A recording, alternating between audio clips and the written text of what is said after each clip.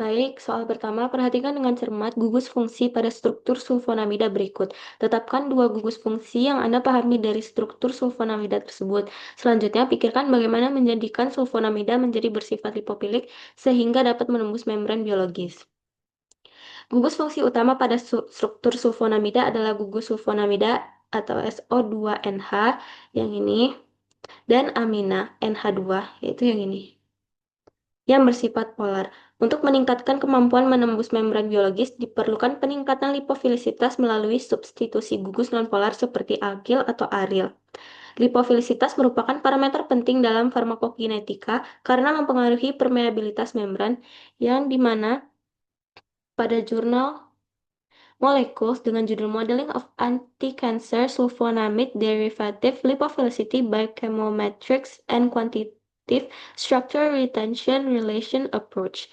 Pada kutipan, the lipophilicity is crucial physicochemical parameter of every molecules, affecting toxicity, absorption, distribution, metabolism, and drug elimination.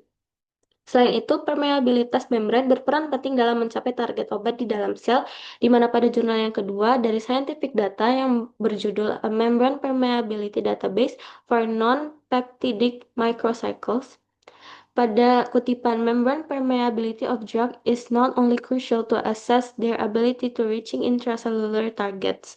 Oleh karena itu, peningkatan lipofilisitas akan meningkatkan kemampuan difusi pasif melalui membran lipid. Soal nomor 2, jelaskan bagaimana merubah lipofilisitas suatu sediaan obat menjadi lebih hidrofilik sehingga meningkatkan bioavailabilitas di dalam tubuh. Berikan contoh konkretnya. Lipofilisitas obat dapat diubah menjadi lebih hidrofilik dengan menambahkan gugus polar seperti OH, COOH, atau NH2, serta melalui strategi prodrug untuk meningkatkan kelarutan dalam air dan bioavailabilitas.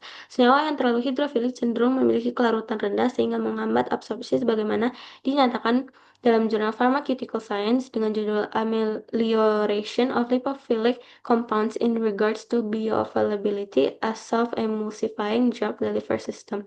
Pada kutipan, high lipophilicity and poor aqueous solubility are the endemic problems of new drug molecules.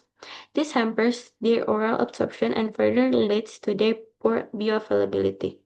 Selain itu, pendekatan prodrug juga digunakan untuk memperbaiki sifat fisikokimia obat, di mana pada jurnal Pharmaceuticals dengan judul Prodrug Approach as a Strategy to Enhance Prodrug Permeability. Pada kutipan, Prodrug design stand out as highly effective and versatile approach for improving physicochemical properties and enabling the optimization of biopharmaceuticals and pharmacokinetics parameter while mitigating adverse effect. Sebagai contoh, ampicillin lebih hidrofilik dibandingkan penicillin G karena memiliki gugus polar tambahan yang meningkatkan kelarutan dan absorpsi oral. Contoh lain adalah enalapril sebagai prodrug yang meningkatkan bioavailabilitas sebelum diubah menjadi enalaprilat. Soal nomor 3, jelaskan sekurang-kurangnya 3 hal sensitif pada sediaan injeksi terjadinya interaksi antara bahan aktif dan excipientnya. Berikan contoh masing-masing. Pada jurnal Bosnian Journal of Basic Medical Science dengan judul Basic Principle of Drug Excipient Interaction, pada kutipan, excipient can incitate, propagate, or participate in chemical or physical interaction with an active substance, possibly leading to compromised quality or performance of the medication. Pada kutipan ini dijelaskan bahwa interaksi antara bahan aktif dan eksipien pada sediaan injeksi terjadi melalui mekanisme kimia dan fisik. Bentuk interaksi tersebut bisa meliputi perubahan pH yang dapat memicu degradasi atau presipitasi, reaksi kimia seperti oksidasi atau hidrolisis, serta interaksi fisik berupa presipitasi atau pengendapan. Contohnya, vitamin C tidak stabil pada pH tertentu, adrenalin mudah teroksidasi, dan diazepam dapat pengendap. Nomor 4, jelaskan suatu contoh kasus dalam sediaan obat yang Anda pahami adanya ikatan ion yang dapat mempengaruhi aktivitas serta eliminasi obat tersebut. Berikan salah satu contoh konkretnya. Contoh kasus dalam sediaan obat yang saya pakai yaitu obat ibuprofen. Ibuprofen merupakan obat asam lemah yang pada pH fisiologis terionisasi menjadi bentuk bermuatan sehingga dapat membentuk ikatan ion dengan albumin. Hal ini didukung oleh jurnal Pharmaceuticals dengan judul A Comprehensive Spectroscopic Analysis of the Ibuprofen Binding with Human Serum Albumin Part 1.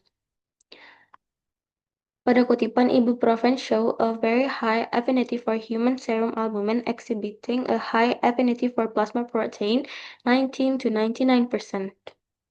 Yang berarti sebagian besar obat terikat protein serta pada jurnal HHS Public Access dengan judul Multiple Binding Modes of Ibuprofen in Human Serum Albumin Identified by Absolute Binding Free Energy Calculation.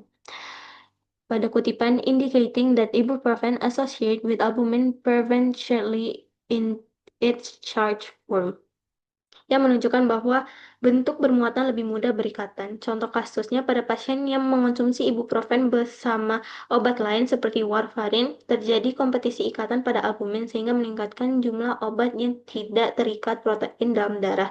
Akibatnya aktivitas obat meningkat, risiko efek samping bertambah, dan eliminasi obat dapat berlangsung lebih cepat.